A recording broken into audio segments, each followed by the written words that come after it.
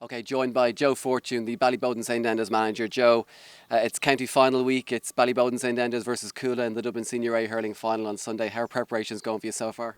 Yeah, look, everything's going great so far. Lads are in good form. We met on Sunday after the footballers had a great win on Saturday night. So we trained well on Sunday morning, and we'll train again tonight. And I suppose we look into Friday then and Sunday. But look, very happy with preparations overall. Look, it's great, Derek. We're in the county final. You know, this week has to be around Fairhouse and at Farm and those areas. It's Knocklyons. It's absolutely buzzing. Flags are up. I'm sure the same is on the far side as well with Cuala. So massive week to look forward to. And preparation has definitely been going well.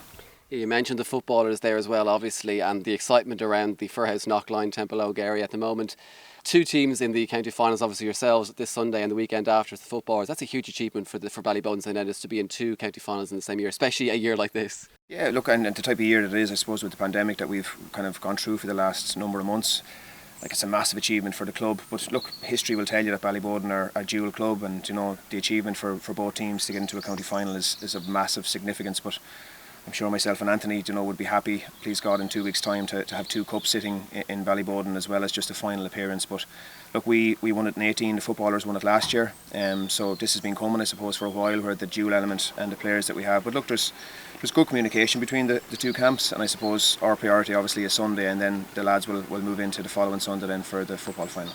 Look, there has to be a sense of communication there, in 18, we had a great relationship in regards to making sure that the players were available to both codes. Some decided last year that they were of one code only, and then this year again the communication has been quite good. But look, we don't take too much out of the players. We have to sit down, we have to work out a training plan for them, and the players, we keep it away from them as much as possible. But look, you're dealing with the elite players here as well, who will obviously want to make sure that they represent the club well in both codes. It's been the strangest of strange years. 2020, obviously, back in March, you were only a couple of weeks away from starting the club campaign. That obviously didn't happen. Do you feel you've timed your season right? Because obviously we all saw the start you had against Kilmacud Crokes, a very heavy defeat, a very poor start to the campaign. But you've obviously improved as the campaigns wore on. You're into the county final now. What went on behind the scenes as well, post the Kilmacud Crokes game, to get yourselves into a position where you're in the county final now? Yeah, look, I talk about accountability an awful lot, both from a management perspective and I suppose from a player perspective as well. And you need leadership within the management, but you also need leadership within the players. Look, it's been openly spoken about the first day we had out against Kilmacud after the break from the pandemic. But I think I put it down to the players an awful lot as well. I think they drove it. We spoke that day quite lengthily in Parnell Park about how we had to look at ourselves and make sure that our own standards were attained and were achieved high enough. And I think the players have driven it. Like I said to you before, I'm very lucky to have a very strong management team there as well, with Andy and Mal and Mickey McCullough as well. So I put an awful lot down to the work that they did in the background. But the players took ownership that day of this, and I suppose they were accountable themselves. Were we good enough on the line? Probably not. Were they good enough on the field? Probably not. Nobody got blamed. But we all sat down, and there was a couple of harsh words and maybe a reality check for all of us where we were. And then we went back at it hard for the past number of weeks, and we took each game as it came.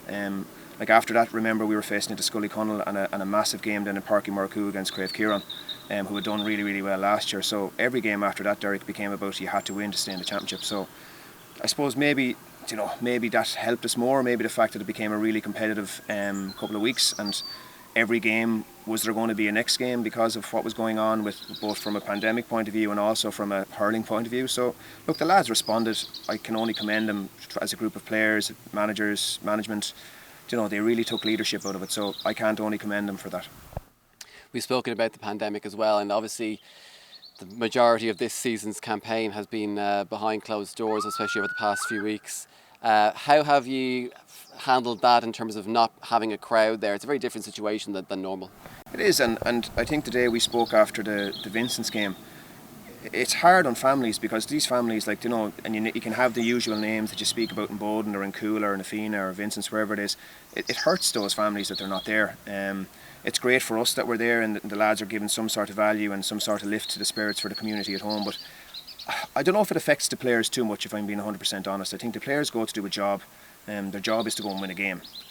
Would it be so much more helpful and nicer if you had them on? Of course it would. We'd all love to see the people back, but it has to be about safety. And we've also spoken about, look, from a Dublin County Board perspective, how well they've done in regards to the safety protocols that are in place.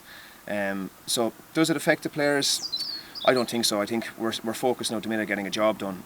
I would love to have the people who really back us on the good days and the bad days. You'd love to have them there.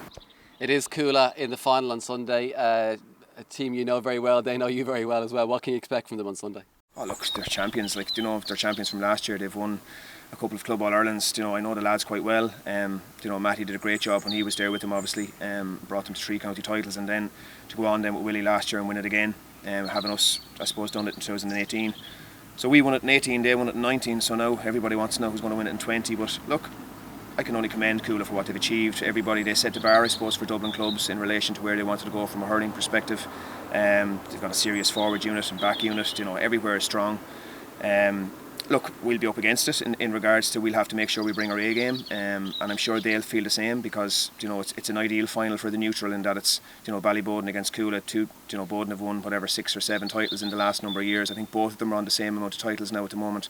So look, it's a huge day to look forward to from a Dublin hurling point of view. But our lads are ready, and I'm sure Willie will have Cuala ready as well, and it'll be the best team that'll win it on the day. And in this strange year, it'll be a championship that everybody will remember. I think everybody will remember who wins it in 2020.